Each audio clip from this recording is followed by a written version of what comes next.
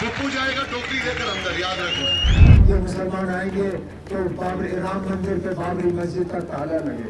फारूक साहब जरा ये बताओ कि आप जेल से बाहर कैसे हो? मुसलमानों को जिहाद के अलावा और कुछ आता ही नहीं है। For the fifth phase of polling in the Baramulla parliamentary constituency, today was the last day of campaign, and each and every candidate campaigned at the last time for his support from voters.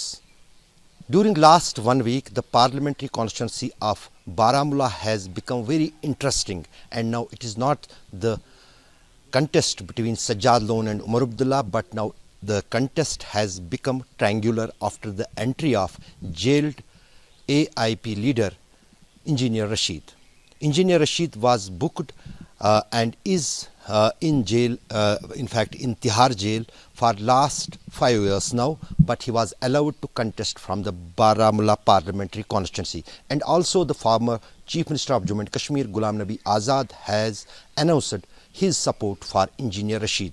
Now it is becoming interesting because not only the Engineer Rashid's entry and the support he is getting from the population is threat for the Umar Abdullah, the former Chief Minister, but also for the Sajjad Lone of People's Conference.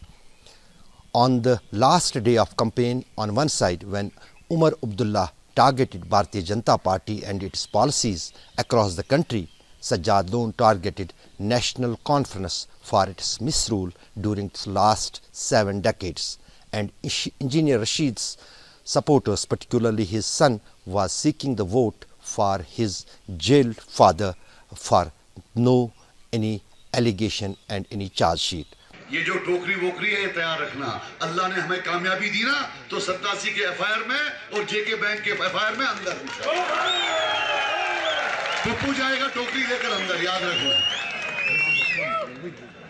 भाई साहब आपका mood बड़ा खराब हो रहा है, क्या बात है? तो मकसद ये है, आप मुझे एक चीज बताओ, ये हर एक पर इल्जाम उठाते हैं। केजरीवाल को अंदर किया नहीं किया, चिदम्बरम को अंदर किया नहीं किया, और चीफ मिनिस्टर को अंदर किया। मुझे ये बताओ, साफ सा केस है, टिपिकल साफ सा, कोई ज्यादा नहीं, 60-70 करोड़ पापा खा गए, उमर साहब के पापा खा गए 60-70 करोड़। उसमें 12 करोड़ का कैश एक दिन विड्रॉ हुआ है, 12 करोड़ का कैश एक दिन विड्रॉ हुआ है। अंकल खा गए, जेब में डाल दिया।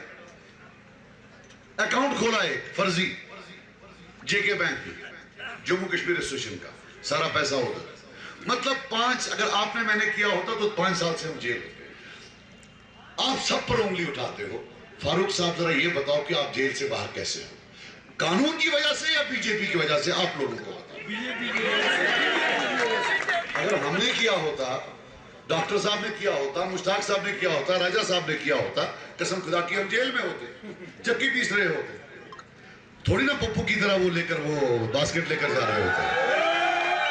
ये बीजेपी वाले हैं कौन? ये वो लोग हैं जनाब जो फिरका परस्ती के अलावा और कुछ नहीं जानते, जिन्होंने इस इलेक्शन के दौरान मुसलमानों को जलील करने के अलावा और कुछ नहीं किया। हर तकरीर में अगर किसी को निशाना बनाया जाता है तो मुसलमानों को बनाया जाता है।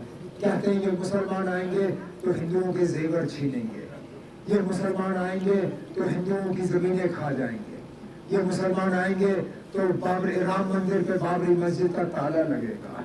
अब पिछले दिनों से ये भी शोषा चलना शुरू हो गया है कि ये इलेक्शन जो है राहुल गांधी और मोदी के दरमियान और तरक्की और जिहाद के दरमियान है। जैसे मुसलमानों को जिहाद के अलावा और कुछ आता ही नहीं है। क्या हम तरक्की में शामिल नहीं होना चाहते? क्या हमारा हक नहीं है कि हम भी इस मुल्क की तरक्की में बराबर के शरीक हों?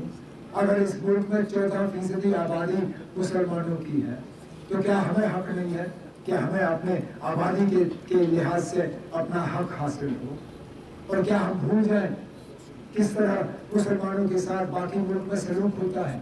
जो यूनिफॉर्म सिविल कोड की जो बीजेपी वाले बात करते हैं, जो बीजेपी के लिए वोट मांगेंगे आज भी और जुलाई अगस्त में, उनसे पूछे ना कि यूनिफॉर्म सिविल कोड की जरा आपसे बात करें। जो शरिया हमारा हमसे छीनने की कोशिश की जा रही है, हमें निकाह के तहत शादी करने की इजाजत नहीं होगी, अदालत में जाके करना होगा। तमाम कानून जो है उनके यहाँ हमारे ऊपर लागू होंगे। अशरफ वानी, for India today in Srinagar.